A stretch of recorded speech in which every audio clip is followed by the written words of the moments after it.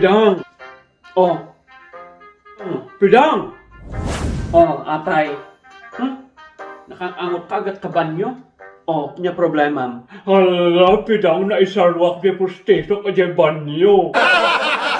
Asong kumin sa ramda pustisom? Ay, don't touch me, puro ka germs. Baka na inayon i-septic tank di ayon ang kumabirokan. Kaya kahit mga aramida, apanak di septic tank, umunagang si septic tank, tapang kubirokan ta pustisom? Anak at bulodok pa na ta pustisom, at ang mga anak, nakabisbisina ka na ang makatanganao ang pustiso. Excuse me?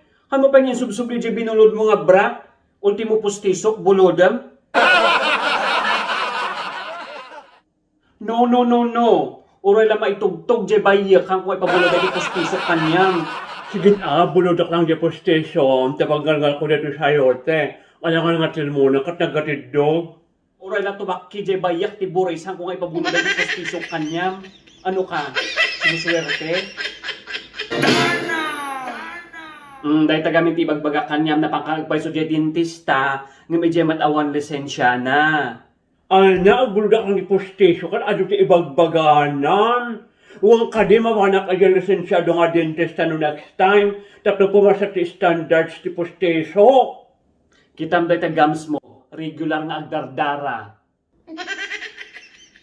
Tagams mo gamit kas lang ada ti gingivitis na.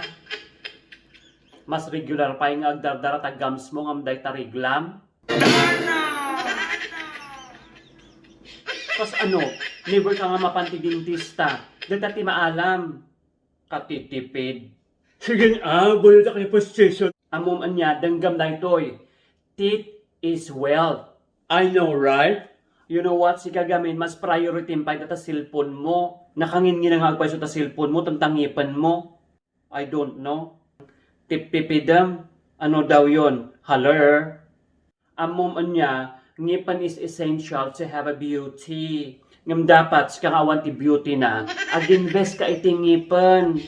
Amom na apay, because a good smile tells it all. Kas diyay nawatam, English diyay.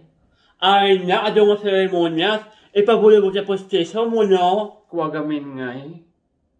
Yung ungat ko, binarsak ko di aso, di postiso, kat nasugat di aso. Ngam na itama ijay na semento, kat natipingan di postiso. Tapos kat kinabilak ti may tiban. Insuot ko nga dagos. Di ko adimkat, ang maikat. Ana, okay, may sakalat lang gayan. Uy, kumusta mga kumari dyan, ha? Lalong-lalo na yung mga hindi nasa magandang ayos ang ngipin.